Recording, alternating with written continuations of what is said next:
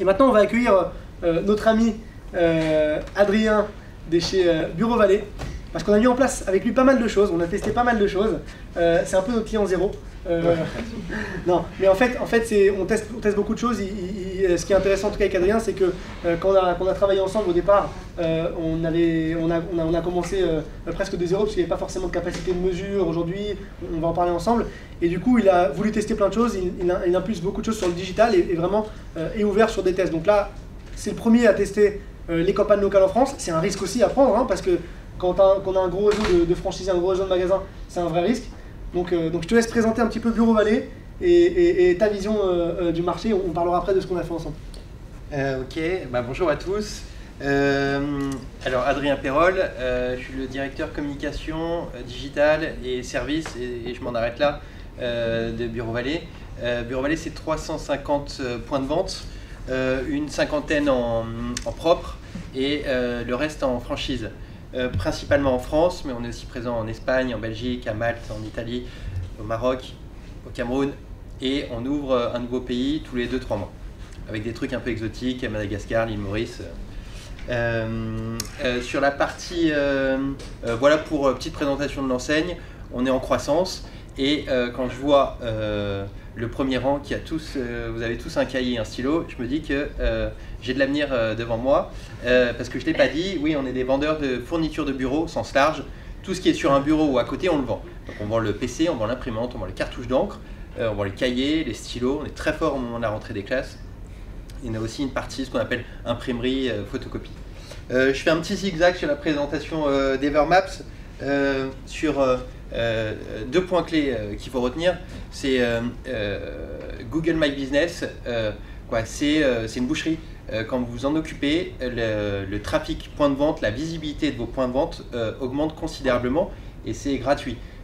Si tu t'en occupes pas, tu as raté ta vie. Et vraiment, allez-y, moi j'y vais une fois toutes les semaines, tous les 15 jours, et quand on l'optimise bien, ça marche, et c'est top. Autre chose, sur la partie Store Locator, historiquement, on le faisait nous-mêmes avec une agence. J'ai décidé, on est sur une refonte de notre site web, j'ai décidé d'externaliser cette partie à un spécialiste, Evermap, donc c'est en cours de construction. Pourquoi? Parce que en fait, c'est un métier, la partie Store Locator, et en fait, ça me coûte moins cher d'externaliser ça plutôt que de le faire par des développeurs et réinventer la roue là-dessus. Et les deux sont liés, Google My Business et le Store Locator. Donc bien fait, ça fonctionne bien. Sur la partie digitale, alors il y a 2 ans, j'étais le directeur du Benelux. On me rapatriait sur la centrale internationale sur la France. Je rencontre Jérémy, puis quelques mois auparavant, donc j'étais dans un nouveau magasin en Belgique, à Charleroi. Je vous invite à ne jamais y aller, cette ville est très moche. Et puis je décide de faire une campagne avec tout seul, sur la partie service, photocopie, imprimerie. Je l'avais fait dans un gros magasin en France, et puis j'avais pas eu de bons résultats parce que c'était un gros magasin, il y avait beaucoup de flux, j'arrivais pas à retrouver un ROI. On dépensait des dizaines d'euros par jour. Ouais, mais super, le cash il partait, mais je voyais pas les clients qui venaient grâce à Google. Là, je vais dans un magasin en ouverture, je cible sur photocopie, et à chaque fois qu'il y a un client qui rentre dans le magasin, je lui dis comment vous avez découvert le service. J'habite à côté, ou oui, vous étiez premier sur Google. Et puis en référencement naturel, on n'était pas présent, donc je savais que c'était Google AdWords, et je notais le chiffre d'affaires. Et c'était rentable, et c'était même plus que rentable. Le magasin fait une croissance sur cette typologie de 60% mois après mois. Donc les autres magasins belges me disent mais attends, mais je veux la même chose, donc je le développe, et tous les magasins ont fait sur la partie service plus 40%. Super, j'arrive en France, je leur en parle, je leur dis c'est trop bien, il faut le faire. Tout ça pour dire que j'ai mesuré l'impact, et à l'époque je ne savais pas mesurer l'impact visite en magasin. Là, Jérémy arrive et me dit ouais, mais en fait on peut traquer la visite en magasin. Et moi qui ai pensé très peu sur la partie digitale, parce que à l'époque on ne faisait que du click and collect, donc mon ROI était faible, donc en fait j'étais à perte, je considérais ça comme à perte. Et depuis que j'ai la visite magasin, j'arrive à faire un ROI omnicanal, et là ça a changé ma vie. ou plutôt ça a changé nos budgets. Bah ouais, bah parce que moi, Centrale et mes magasins, je leur prouve que c'est rentable. Quand je dépense 1 €, ça me rapporte tant en magasin. Et du coup, le gars il dit, bah en fait, super, bah on y va. Et donc on a rebasculé quelques chiffres. Et ce qui est intéressant aussi, c'est le fait que Adrien a un gros réseau de franchisés. Et un franchisé, il faut comprendre que c'est un patron. C'est un patron d'entité, il a son business, il investit ses propres sous aussi. Donc toi tu l'aides, tu es là pour lui proposer des solutions, mais il a besoin d'être convaincu. Donc c'est bien beau d'arriver avec des chiffres, mais là on arrivait aussi avec des vraies données. Il avait le cas belge, on l'a déployé sur toute la France après avec les stratégies de mesure, et ça rassure. Donc c'est sûr que lorsqu'on présente à une direction, ou lorsqu'on présente à un réseau de franchisés, un réseau de points de vente, justement les performances et qu'on mesure tout ça. À l'époque, on fonctionnait en silo, donc on mesurait que le chiffre d'affaires online et c'était pas rentable à l'époque quand tu le mesurais qu'avec le online. Bah là aujourd'hui, on revalorise un petit peu l'investissement en ligne. La finalité, c'est que c'est mon franchisé qui paye la campagne. C'est pas un budget national, alors, ce qui est très bien pour moi, mais ça le responsabilise. Et du coup, il nous pose plein de questions. Ça, c'est un autre souci. Mais bon, bref, on a embarqué tout le monde à date, et voilà. On a pas mal de franchisés et du coup aussi, on va aller directement sur ce qu'on a mis en place. Très simplement, donc pour chaque magasin, pour chaque franchisé, on a mis en place des annonces de référencement payant qui s'affichent sur Google Maps ici ou sur le Search. Donc une personne qui tape imprimerie et qui se trouve à côté en géolocalisation d'un point de vente, on lui affiche imprimerie plus la ville. Ici, c'est la ville de Saintes. Et lorsqu'elle tape papeterie plus Bègle, par exemple, une requête locale, on lui affiche aussi sur Google Maps une annonce payante. On affiche souvent en résultat, puisque aujourd'hui, ce qu'il faut comprendre aussi, c'est qu'en résultat payant, il y a très peu d'annonceurs, je trouve, qui investissent en local par rapport au commerce en ligne. On voit qu'il y a beaucoup d'investissements sur le commerce en ligne, il y a beaucoup de concurrence. Sur le local, beaucoup moins, donc les enchères sont encore pas chères. On se retrouve souvent seul sur certaines requêtes dans certaines villes. Donc il y a un vrai enjeu, une vraie stratégie, c'est-à-dire que vous pouvez aller capter du trafic pour un coût assez raisonnable et dynamiser votre réseau de points de vente. Deux précisions là-dessus. La première, c'est que, à date, il n'y a plus forcément besoin de rajouter le nom d'une ville. Si vous mettez pizzeria, on va vous montrer les pizzerias qui sont à côté de chez vous. C'est la même chose pour moi. Si vous tapez papeterie ou photocopie, on va vous proposer, ou opticien, on va vous proposer les opticiens qui sont dans le coin. La deuxième chose, c'est que c'était un peu la révélation belge pour moi. C'est que inconsciemment, en fait, j'ai ciblé un service qui ne se propose pas en ligne. Vous ne faites pas des photocopies en ligne. Vous êtes obligé de vous rendre en magasin. Et en tout cas, dans l'esprit des gens, les photocopies, c'est pour aller dans un magasin. C'est un service. Donc ma concurrence, c'est plus Amazon, ce que je peux avoir sur une cartouche d'encre, une imprimante. En fait, c'est les autres acteurs locaux qui étaient peu présents sur ce type de médias. Et du coup, comment on va appeler ? Ouais, il est déjà dans une démarche où de toute façon, je cherche un magasin, un restaurant, du coup, ça cartonne. Ouais, c'est ça qui est intéressant. Et du coup aussi, clairement, une cartouche, quand je vais l'acheter, ça coûte 3-4 € en ligne. Je peux la commander, ça peut coûter plus cher, mais je peux la commander sur Amazon, me faire livrer rapidement. Donc là, vraiment, il y a une concurrence qui est moins forte, comme le dit Adrien, c'est intéressant. Et on a bien évidemment mis en place ça sur le réseau de franchise, sur le réseau de points de vente aussi en propre. On a mis en place les tracking des visites en magasin. Et on a fait un coût à 9500 visites sur à peu près une année, pour un coût à la visite à peu près de 13 €. Donc ça, c'est sur une première année de test. Sachant qu'on ne peut pas tout mesurer, c'est-à-dire que Google n'arrive pas à mesurer toutes les visites, on en a une partie mais c'est toujours mieux que rien. Donc encore une fois, ça vous permet de vous dire, j'ai des conversions en ligne, ça on les avait déjà, mais là je regarde, j'ai en plus un coût à la visite qui est relativement intéressant. On a fait aussi des stratégies, on a imaginé aussi un panier moyen ensemble et un taux de conversion à la visite qu'on a mis en place et on a fait des règles de chiffre d'affaires. Et ça va nous servir pour nos campagnes locales. Cette nouvelle bêta qu'on lance avec Google, ça va nous servir justement pour mesurer, améliorer les performances. Ouais, alors empiriquement, c'est-à-dire en test utilisateur, je suis dans le magasin pendant 2 mois, je contrôle ce qui se passe, le coût à visite est plus faible que ça. Maintenant, à une échelle nationale, au bout d'un moment, il faut bien garder un chiffre et c'est celui qu'on a gagné. Après, sur les campagnes LIA, donc le Local Inventorial, ce dont je vous ai parlé tout à l'heure, qui sont la connexion du shopping avec le côté un peu local. Et lorsque vous avez une annonce qui s'affiche, vous avez juste en dessous le point de vente. Ici, vous voyez que le produit est en magasin et vous pouvez voir dans quel magasin il se trouve. Et alors ça, c'est pas quelque chose qui est facile à mettre en place. Je te laisse en parler un petit peu parce que C'est quelque chose d'assez Ouais, complexe. en fait, il faut remonter vos stocks sur un middle office ou sur ce que vous voulez. C'est ça la difficulté. Une fois que c'est fait, ça paraît simple. Mais dans un environnement multi-système de gestion, multi-pays, c'est un peu de boulot au début. Donc il faut rapatrier les stocks de tous les magasins. Nous, on le fait maintenant toutes les heures. Sur un middle office, et ensuite moi j'envoie ça sur mon site internet, à Google, et puis de temps en temps il y a une coupure d'électricité dans tel magasin, ou il y a une coupure où il n'y a plus d'internet. Du coup il faut créer des petites règles de gestion pour pas envoyer des stocks à zéro, mais une fois que c'est fait, c'est bien, et vous êtes tranquille. Et ce qui est surtout intéressant, c'est qu'en fait Adrien le faisait déjà sur son site e-commerce.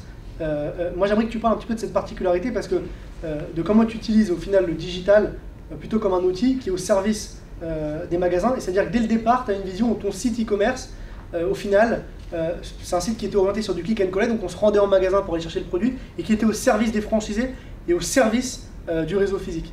Comment tu l'as dit, on a commencé, parce qu'on a un réseau de franchise, le pas vers l'e-commerce c'est pas fait tout de suite, et donc on a commencé sur du click and collect. Vous avez les stocks des magasins, vous pouvez commander, venez chercher sous 2 heures, une journée, et puis le chiffre est augmenté. C'est des croissances à 2 à 3 chiffres chaque année, et je sais plus ce que je voulais dire. Si, donc naturellement le magasin est intéressé sur ses ventes online digitales, parce que c'est ses ventes, c'est son stock. Attention à la qualité du stock. Alors il ne sera jamais parfait dans les magasins, mais Google vérifie aussi la qualité de vos stocks. Quand vous lancez Google LIA, il y a des mecs, des professionnels inventoristes qui vérifient vos stocks, en tout cas au début. Et donc ça sensibilise aussi les magasins sur la qualité de leur stock, parce que quand il y a un client qui commande, si jamais c'est plus présent quand il arrive, ça crée un client satisfait. Et ensuite on a commencé à se mettre sur du online. La stratégie choisie par Bureau Vallée, c'est l'omnicanalité. C'est j'intéresse le magasin et sur ses ventes click and collect et sur ses ventes online. C'est un outil magasin, c'est un levier magasin, et c'est pas le web contre le online, c'est la même chose. Donc c'est ses ventes à lui. À tel point que moi, la totalité du chiffre d'affaires et même le compte en banque, c'est celui du franchisé. Quand il y a 100 € qui sont dépensés en ligne, c'est 100 € qui vont directement sur le compte du franchisé. Donc il est totalement impliqué là-dedans. Moi j'y implique mes coûts de développement du site et de supply quand c'est une vente en ligne. Donc il y a tout intérêt justement à s'investir, à investir aussi du budget média et vraiment sensibiliser, c'est ça qui est intéressant. Et le directeur et les collaborateurs. Et du coup, qu'est-ce que ça a donné LIA? On a eu des perfs hyper intéressants, notamment au coût à la visite qui est à 3,67 €, vraiment un coût assez bas. On est très peu d'annonceurs aujourd'hui à mettre en place en France. Nous, sur 150 clients, on n'en a que 4 qui l'ont mis en place, parce que connecter ces stocks magasins, c'est pas simple. Donc c'est des choses qu'il faut mettre en place, mais Bureau Vallée en fait partie. Mais en tout cas, voilà, il y a des perfs hyper intéressants. Donc ne négligez pas ces outils, ne négligez pas ces solutions. Si vous voulez ramener du trafic en point de vente et surtout mesurer les performances, vraiment travailler ces flux locaux. Et du coup, des performances un peu globales. Alors je vous explique un petit peu les éléments. À l'époque, on avait uniquement que des conversions en ligne, donc la colonne en bas en jaune. On voyait que la colonne des coûts en bleu, on se rendait compte, au moment où on a des conversions en ligne, ok, c'est bien. Et depuis qu'on a mis les visites en magasin, on a rajouté une nouvelle colonne avec les visites. Alors vous allez me dire pourquoi ici on a une forte augmentation des dépenses et pas forcément d'augmentation des visites ni de conversion, puisque sur cette période-là on travaillait sur du pro. Et en fait on était sur des paniers moyens qui étaient beaucoup plus forts, sur la partie B2B sur cette période-là. Donc en fait elle est plutôt oubliée, parce que normalement il y a une vraie corrélation entre les dépenses médias et la visite en magasin. On voit que le online décolle un peu aussi avec l'augmentation des dépenses, notamment ici en fin d'année avec la rentrée des classes et l'achat de fournitures scolaires. Mais on se rend compte que plus on investit sur le digital, plus on a des visites qui augmentent, les conversions aussi augmentent, mais voilà, il y a une vraie forte augmentation des visites en point de vente, et on voit que c'est corrélé. Donc ça, c'est des données sur une année. C'est une première année de test qu'on a mis en place ensemble. On va apprendre justement des saisonnalités. On sait maintenant qu'il y a des saisons qui sont plus orientées B2B et qu'on arrive à travailler sur ces zones-là et qu'on fait plus de ventes sur cette partie-là. D'autres qui sont adaptées à la rentrée des classes, donc plus direction en point de vente. Et donc, si vous voulez, on a eu des perfs qui étaient intéressantes. Et du coup, qu'est-ce qu'on a appris? On a appris déjà qu'on ne peut pas traquer forcément tout le monde. On mesure des choses avec les visites en magasin, mais on ne peut pas forcément tout traquer. Sa statistique, ça doit être une aide à la décision. Avant, on ne l'avait pas, donc dites-vous que c'est déjà mieux que rien. On va utiliser les visites en magasin comme complément des transactions en ligne pour avoir un KPI global omnicanal. Évangéliser aussi auprès de vos entreprises sur les synergies entre le online et l'offline, dire que le online sert au offline, le montrer cet impact-là, montrer ça à vos réseaux de franchisés, montrer ça à vos partenaires, parce que c'est important. Et du coup, ils disent, j'ai investi, ok, le online, ça faisait des ventes, mais c'était pas extraordinaire, mon ROI en ligne n'était pas ouf. Par contre, si je vais plus loin sur mes visites en magasin, là, j'arrive à mesurer une partie de chiffre d'affaires offline qui est aussi intéressante. Et alors, au niveau du découpage des campagnes, à l'époque, on était plutôt dans le découpage à la campagne avec un budget par franchisé, etc. Aujourd'hui, on va plutôt dans le regroupement. Le KPI cible, ça doit être la visite en magasin. Comment je maximise ma visite en magasin à un coût le plus bas possible. Donc comment je crée ma campagne locale, cette alpha dont je vous ai parlé. Comment je la crée, je lui donne beaucoup de data à l'algo pour maximiser mes visites en magasin. Je fixe le bon KPI et l'algo lui-même va maximiser la visite directement, intelligemment sur les différents canaux. Donc votre enjeu demain, c'est d'alimenter ces algos. C'est de lui fournir de la data, des bonnes vidéos, de la bonne créa, du bon contenu, le bon KPI aussi, pour lui permettre vraiment d'avoir les performances les plus adaptées. Et ce qui est intéressant aussi, c'est qu'il est possible de créer plusieurs campagnes locales. On peut créer une campagne locale sur tout le compte, et on est capable aussi de créer des campagnes locales par typologie de magasin. Ça peut être aussi quelque chose à faire. Si vous avez des magasins qui ont moins de budget, on va regrouper certains magasins qui ont un peu la même stratégie, la même visibilité, qui sont pas forcément proches des grandes villes, et ils vont avoir une stratégie, un KPI cible qui est différent. Ouais, ou au contraire, plus de budget. Moi, à date, mes magasins en ville, les Parisiens, les Lyonnais, en fait, ils ont arrêté. Le print, ça fonctionne pas. Le tract à l'ancienne. Moi, je suis un produit de la grande distribution. Hein, le tract, c'est encore très important et très fort. Ils ont complètement arrêté. Ils ont mis toutes leurs dépenses sur du digital et ils en sont extrêmement satisfaits parce qu'il y a plus de performance et ça leur coûte moins cher. Et puis, en province, Google prend le web prend de la place, mais il y a toujours des habitudes. Ils aiment bien encore voir le petit catalogue papier, la promo. Bon, bref, il faut s'y adapter. Malgré tout, il y a aussi du web, mais ils continuent à le faire. Mais chacun a une stratégie différente. Donc, si vous avez des stratégies différentes en fonction des magasins, vous pouvez regrouper les magasins dans des campagnes locales qui ont les mêmes KPI cibles, les mêmes stratégies du coût à la visite ou la même stratégie globale de visibilité. Et derrière, adapter un petit peu ces campagnes. Donc il y a quand même une technicité dans la campagne locale, je ne lance pas tout d'un coup, c'est vraiment aussi une recherche sur les différents magasins et analyse des performances. Voilà, donc j'espère que ça vous a plu, vous avez appris des choses. Merci en tout cas à tous d'être venus ce matin. On est dispo, on se tient dispo déjà pour répondre à vos questions, on est là. Et merci à nos partenaires d'Evermaps sur cette présentation intéressante. Merci aussi à Adrien pour son punch et son envie de faire bouger les choses sur le local. Merci à Benoît pour l'organisation et merci à Nico parce que c'est Nico là-bas qui est tout calme et tout en bleu qui a travaillé sur Bureau Vallée, donc qui a mis en place avec ses petits doigts les campagnes et qui a permis justement d'avoir ces belles perfs. Merci à tous.